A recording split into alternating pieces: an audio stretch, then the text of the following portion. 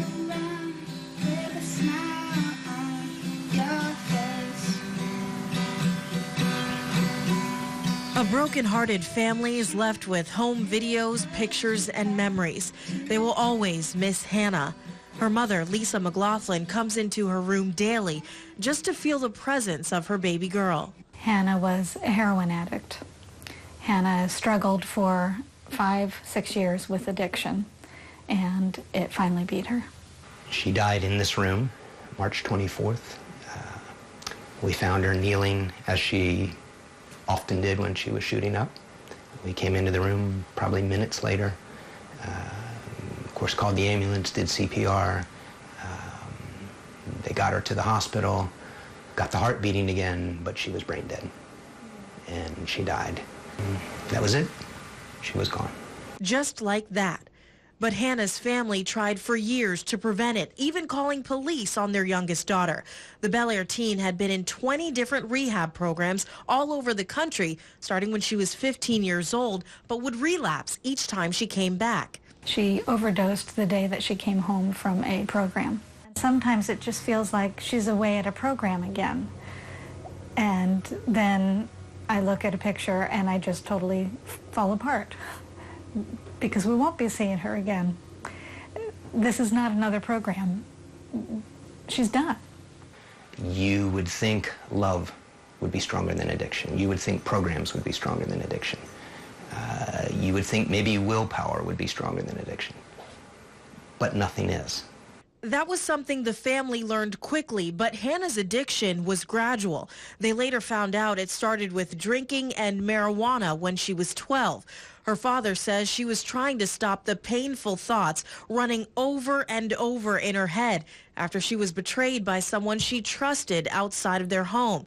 He says the family wasn't aware at the time, but Hannah was sexually abused for 4 years, starting when she was 7 years old.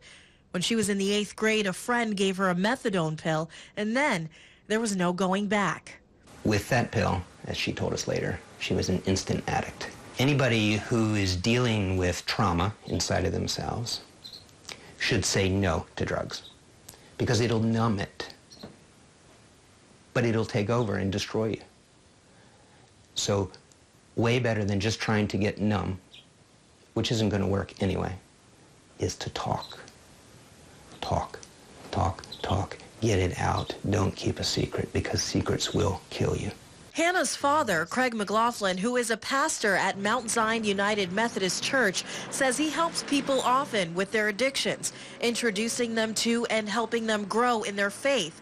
Seeing his own daughter disappear into her addiction broke his heart. He says she did many things out of her character, not only selling her belongings, but doing what he says a lot of women do to support their habit. Here's what you're going to do. You're going to sell yourself. You're going to become a prostitute, which means you're going to have sex with ugly, dirty old men all the time because you need money, money, money.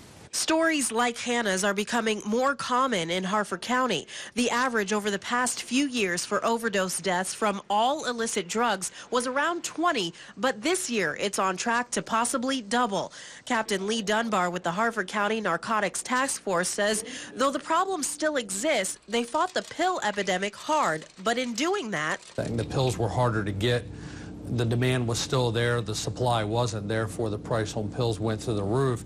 So a lot of our people that were addicted to our opiates turned to heroin. It was a much cheaper high. Dunbar says there's been a resurgence of heroin in the county over the past year and a half. Just like the lethal dose Hannah injected, they're seeing a lot more availability of heroin laced with fentanyl. We say it's Russian roulette. You sticking that needle in your arm, you're snorting that pill, you're playing with a loaded gun is exactly what you're doing. And every time you pull that trigger, you're taking a chance you're going to get a live round in the chamber, and it's going to end your life.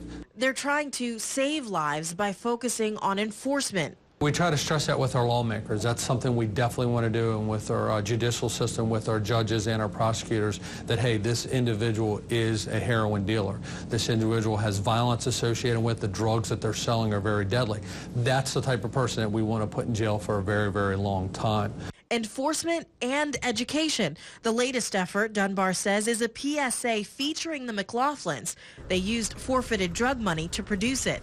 The idea is getting kids in the 12 to 15-year-old range to understand what heroin, a drug with a 97% relapse rate, can do.